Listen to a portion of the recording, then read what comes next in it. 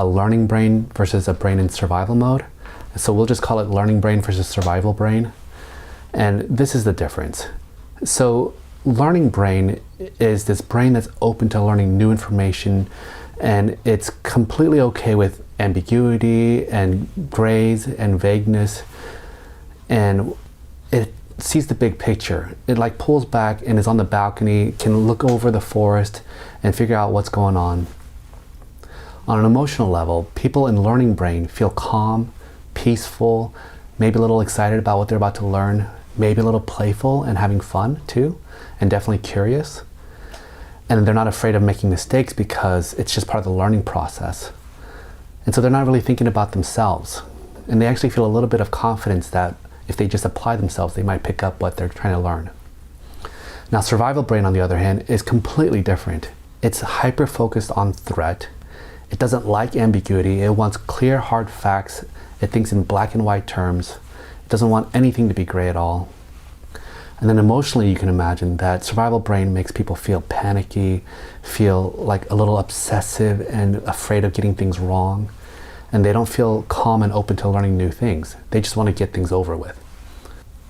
And people in survival brain also really don't like making mistakes, and they are afraid of looking stupid too. So students in survival brain don't want to be picked on. They don't want to raise their hand and ask questions and look stupid. And so these people are also filled with doubt about their own ability to learn stuff, and they're afraid that other people can see how stupid they really are.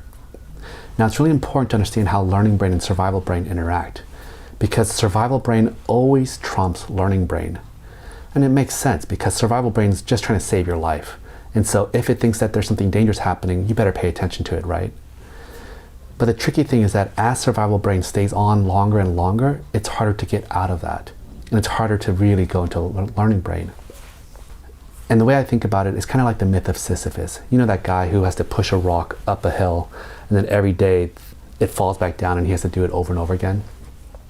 Well, being in learning brain is like being up on the high parts of that mountain. You can see the expanse of what's going on, but it also takes a lot of work to be up there.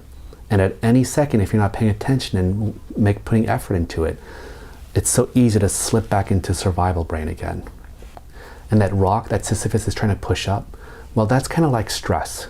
And the more stressed you feel, the heavier and bigger that rock gets, and it just pushes you back into survival brain quicker. Now, the kicker is that for traumatized people, stress is a really rigid and intense thing. And so with trauma, any little stress makes that rock grow way bigger than it normally would.